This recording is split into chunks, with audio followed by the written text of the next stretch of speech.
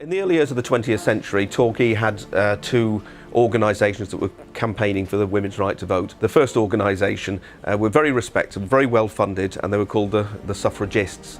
They campaigned for the women's right to vote. They could afford to send charabancs, and they were led by a lord and a lady, so they're very respectable, campaigned a lot. They did petitions, they could talk to the House of Lords and the House of Commons.